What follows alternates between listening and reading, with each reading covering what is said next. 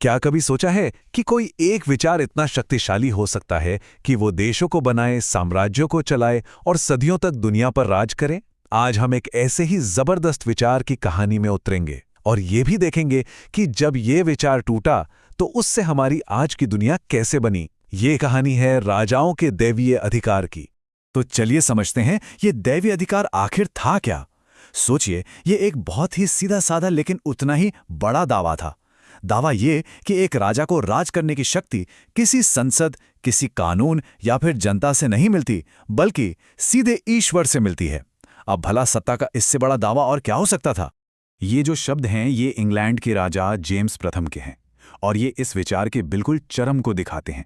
वो ये कह रहे हैं कि राजा सिर्फ भगवान का कोई एजेंट नहीं है, बल्कि उसे तो खुद भगवान ने देवता कहा है। मतलब समझिए इसका, ये थी निरंकुशता, एक ऐसी शक्ति जिस पर कोई लगाम नहीं, जिसकी कोई सीमा नहीं और जिस पर कोई सवाल नहीं उठा सकता। तो असल जिंदगी में इसका मतलब क्या निकला? इसका मतलब था कि राजा सिर्फ और सिर्फ भगवान को जवाबदेह है। उसे ना तो संसद की कोई परवाह करने की जरूरत थी, ना ही अपनी जनता की। और अगर किसी ने राजा की बात मानने से इनकार कर दिया तो यह माना जाता था कि उसने भगवान का हुक्म टाला है।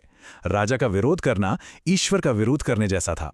लेकिन सवाल यह है कि इतना बड़ा विचार आखिर आया कहां से? क्या यह अचानक से पैदा हो गया था? नहीं, बिल्कुल नहीं।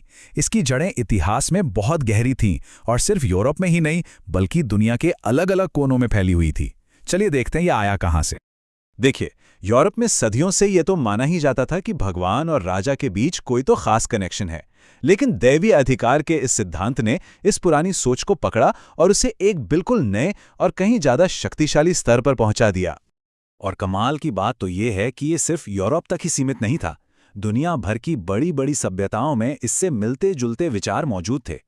प्राचीन ईरान में ख्वारेनाह का कॉन्सेप्ट था, जिसका मतलब था राजा पर ईश्वर की खास कृपा।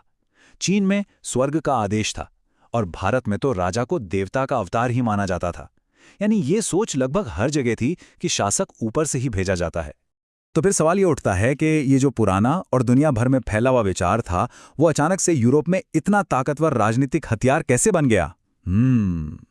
इसका जवाब छिपा है एक बहुत बड़े धार्मिक और राजनीतिक भूचाल में, जिसने उस दौर के पूरे यूरोप को हिलाकर रख दिया था।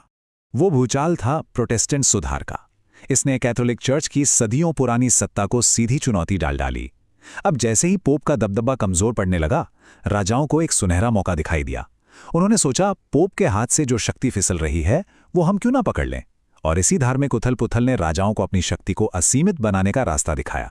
और इस मौके को भुनाने वाले कई ताकतवर राजा सामने आए। इंग्लैंड के हेनरी अष्टम ने तो पोप से सारे नाते ही तोड़ दिए और खुद को चर्च का मुखिया बना डाला। स्कॉटलैंड के जेम्स षष्ठम ने तो इस विषय पर बाकायदा किताबें तक लिख दी। और फ्रांस के लुई चौदहवें, जिन्हें सूर्य राजा भी कहा जाता था, उन्होंने तो इस विचार को अपनी पहचान ही बना लिया और सारी की सारी शक्ति अपने हाथों में समेट ली। लेकिन एक बात तो तय है, जब भी कोई ये दावा करेगा कि उसकी शक्ति असीमित है और सीधे भगवान से मिली है, तो टकराव तो होना ही है। और हुआ भी बिल्कुल यही। दैवी अधिकार के इस बड़े दावे ने एक जबरदस्त जवाबी लड़ाई को जन्म दिया। ये लड़ाई असल में दो बिल्कुल अलग दुनियाओं की सोच के बीच थी।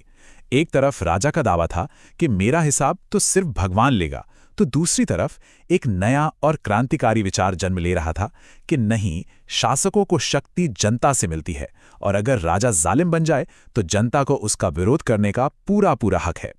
और ये विरोध सिर्फ गलियों चौराहों पर नहीं हो रहा था, बल्कि उस दौर के बड़े बड़े विद्वानों और विचारकों के बीच भी छिड़ा हुआ था। और देखिए, मजे की बात यह है कि कैथोलिक और प्रोटेस्टेंट, जो वैसे तो एक दूसरे से लड़ रहे थे, दोनों ही खेमों के कुछ विचारकों ने दैवी अधिकार के खिलाफ जोरदार तर्क दिए।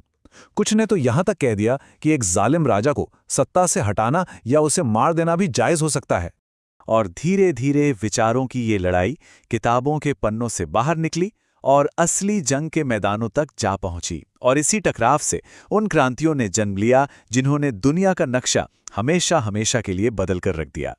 इस विचार का पतन कई बड़ी घटनाओं की वजह से हुआ। 1649 में इंग्लैंड ने अपने ही राजा चार्ल्स प्रथम को सजाए मौत दे दी। ये एक साफ संदेश था कि राजा भगवान नहीं है। फिर 1688 की गौरवशाली क्रांति ने इस विचार को इंग्लैंड में लगभग खत्म ही कर दिया। और फिर आया साल 1776, जब अमेरिका ने आज़ादी का ऐलान करते हुए कहा कि सरकारें अपनी शक्ति शासित की सहमति से पाती हैं। ये दैवीय अधिकार के विचार पर सीधा और सबसे बड़ा हमला था। और इन क्रांतियों के पीछे सिर्फ तोप और बंदूकें नहीं थीं, बल्कि बड़े बड़े दार्शनिकों के शक्तिशाली विचार भी थे। जॉन लॉक, जॉन मिल्टन और थॉमस पेन जैसे चिंतकों ने वो बौद्धिक हथियार तैयार किए जिनसे दैवीय अधिकार की पूरी इमारत हिल गई। मिसाल के तौर पर जॉन लॉक ने प्राकृतिक अधिकारों का विचार दिया कि हर इंसान को जन्म से ही जीवन, स्वतंत्रता और संपत्ति जैसे कुछ अधिकार मिलते हैं जिन्हें कोई भी राजा उनसे छीन नहीं सकता। तो सदियों पुरानी एक कहानी आज हमारे लिए इतनी जरूरी क्यों है? वो इसलिए क्योंकि दैवीय अधिकार के खिलाफ जो लंबी और मुश्किल लड़ाई लड़ी गई, उसी ने उन उसूलों की नींव रखी जिन पर आज के कई लोकतांत्रिक समाज खड़े हैं। और सबसे अहम बात यह है कि जैसे ही इस विचार को खारिज किया गया कि शासक को भगवान चुनता है, वैसे ही एक नए और क्रांतिकारी विचार के लिए दरवाज़ा खुल गया कि हर इंसान के पास कुछ बुनियादी अधिकार होते हैं। राजाओं के दैवीय अधिकारों से आम इंसान के मानवाधिकारों तक का ये सफ़र एक बहुत बड़ा बदलाव था। और ये शब्द उस बदलाव का सबसे बड़ा सबूत है। याद कीजिए, शुरुआत में जेम्स प्रथम ने कहा था कि राजा देवता होते हैं, और अब यहां कहा जा रहा है कि सभी इंसान बराबर बनाए गए हैं। एक विचार से दूसरे तक का ये जो सफर है, ये राजाओं के दैवीय अधिकार की सोच का पूरी तरह से पलट जाना था। तो ये सब हमें एक बहुत ही बुनियादी और अहम सवाल पर लाकर खड़ा कर देता है। अगर शासक भगवान द्वारा नहीं चुने जाते, तो फिर उन्हें कौन चुनता है? आखिर सत्ता का असली स्रोत क्या है? ये वो सवाल है जिसका जवाब देने के लिए क्रांतियां हुई, संविधान लिखे गए और चुनाव की प्रणालियां बनी। और सच तो ये है कि ये सवाल आज भी हमारी राजनीति और हमारे समाज के केंद्र में मौजूद है। इस पर सोचिएगा जरूर।